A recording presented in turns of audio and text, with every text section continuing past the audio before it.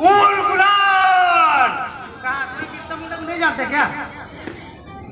बिरसा मुंडा ये 1894 को ये उल गुलान का नारा दिए थे। सो रहे क्या सब? जय उल गुलान। आवाज दिया है। जय मूल निवासी, जय मूल निवासी, जय उल गुलान। ये नारा झारखंड से गूंजी थी। बहुत लोग नहीं जानते बिरसा मुंडा कौन थे, सुने होंगे, लेकिन उससे थोड़ा सा पहले मैं आपको इतिहास के उस पन्नों में ले जाऊं जहां घूम कर दिया गया, उसको छिपा दिया गया। पहले आजादी का लड़ाई आदिवासी लड़ता है। 1766 से शुरू होती है ये आजादी की लड़ाई, लेकिन हमारा इतिहास को दबा दिया गया है। मैं उसके बारे में कुछ आप लोगों को कहूंगा। 25 साल की उम्र में बिरसा मुंडा जी ने देश के लिए लड़ा। लोग आज मना रहे हैं, सिर्फ आदिवासी SC ST OBC लोग ही मना रहे। क्यों? सवाल है हम क्यों? ये अपने आदिवासी के लिए ही नहीं लड़े थे, पूरा भारत देश के लिए लड़े थे। आप लोगों को पता है इस जंग होने के बाद, इससे पहले लोग कहते हैं ना 1857 पहले लड़ाई हुआ था, गलत, झूठ। उससे पहले आप इतिहास के पन्ना को पलट के देखिए। Baba Tilka Manjhi the first freedom fighter of India 1784 1784। याद रखना बच्चों, जीके में ये सब जीके में गिरेंगे, जीके में गिरेंगे, आप लोगों को समझ में नहीं आएगा कहां से क्वेश्चन आया।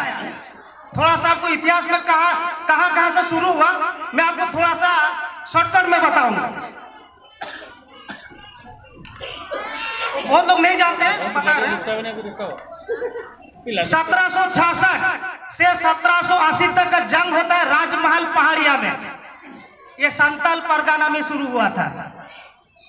फिर होता है 1767 और 1805 के बीच में।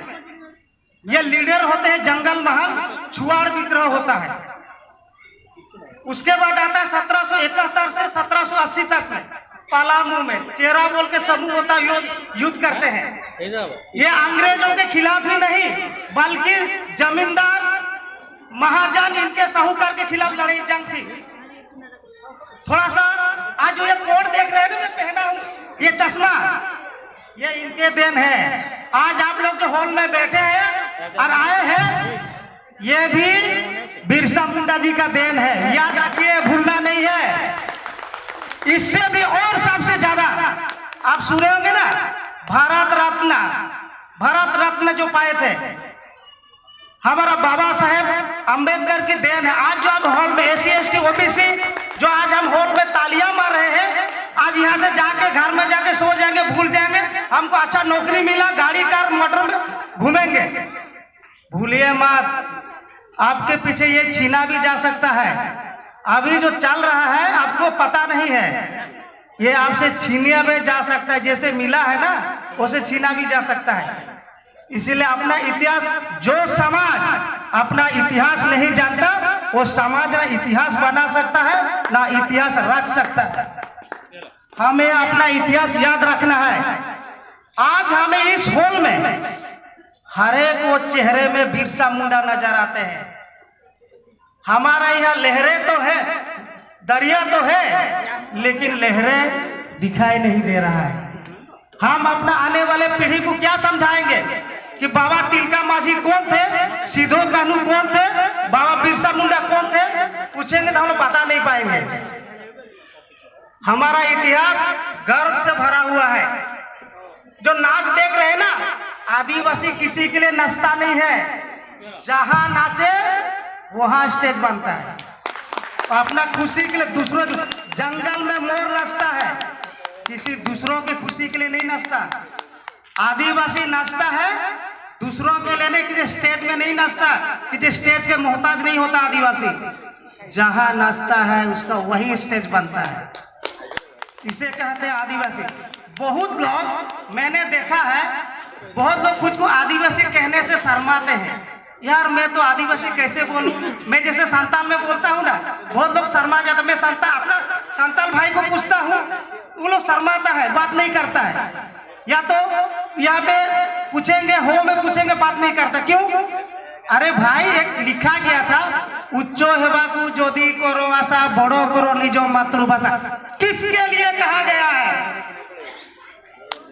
अपना भाषा जो नहीं जानता ना, घूम हो जाएगा। रामलाल मुंडा का नाम सुने होंगे, एमपी थे, प्रोफेसर। क्या बोले? आदिवासी नाचे सो बची, आदिवासी नाचेगा तो बचेगा। आज जो ग्रुप डांस सब दिखाई दे रहा है ना, ये आदिवासियों से ली हुई है। आदिवासी का मतलब ये नहीं कि लाचार, गरीब, दरिद्र, अशिक्षित, गलत। आदिवासी का मतलब होता है जो आदिकाल से वास कर रहा है भारत में, देश में, उसी को आदिवासी कहते हैं। सुप्रीम कोर्ट भी कह चुका है, आदिवासी ही देश के मूल निवासी है। और सुनिए, SC, ST, OBC are the broken tribe, ये भी आदिवासी है, ये भी मूल निवासी है।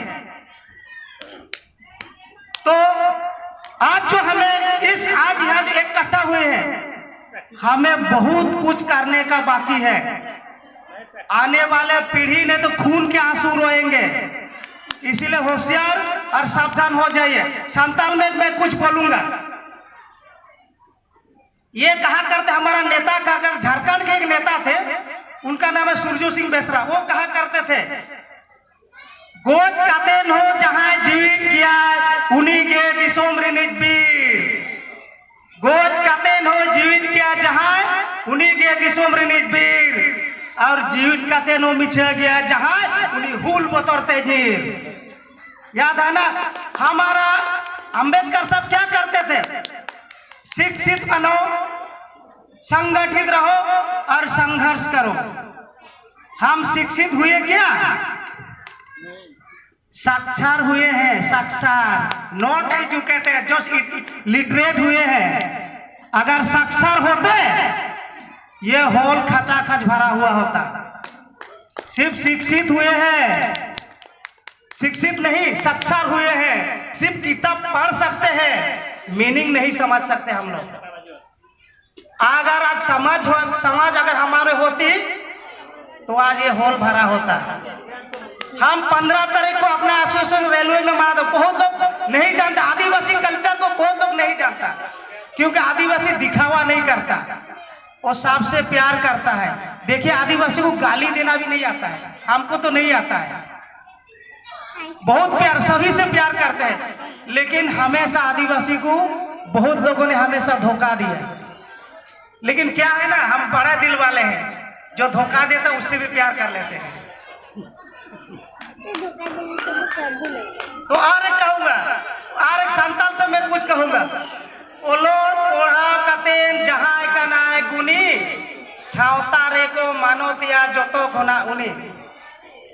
एजुकेशन सबसे बड़ी चीज है।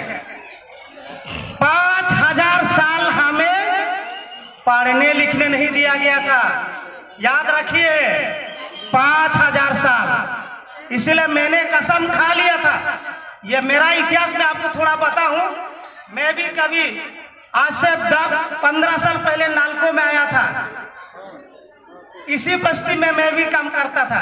मैं ऐसे पढ़ाई इंजीनियर तक किया, फिर भी मैं ठेकेदार का रोजगार के मैं प्रैक्टिकल का जिंदगी जीना चाहता था, और मैंने जिया।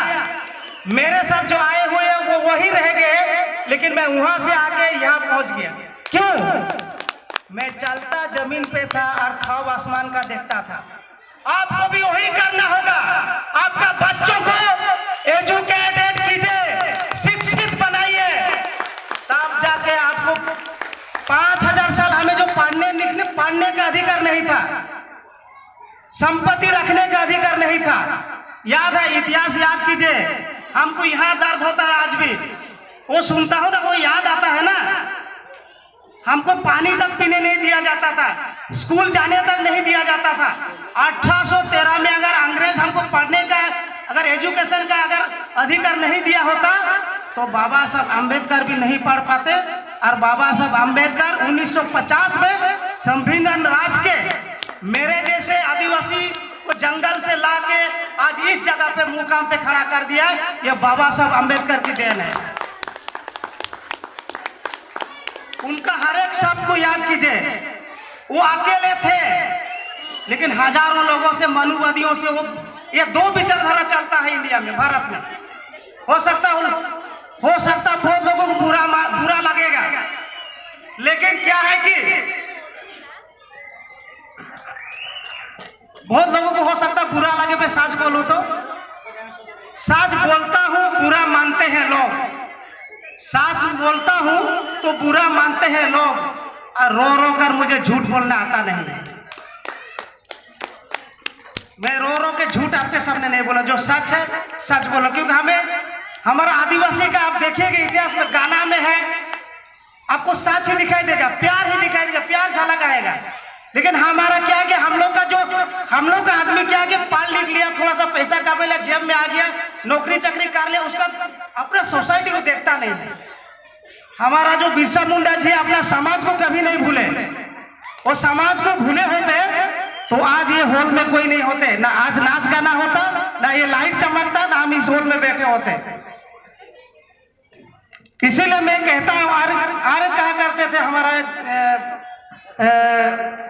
वही जो सुरजू सिंह मिश्रा के कहावत में बोलूंगा,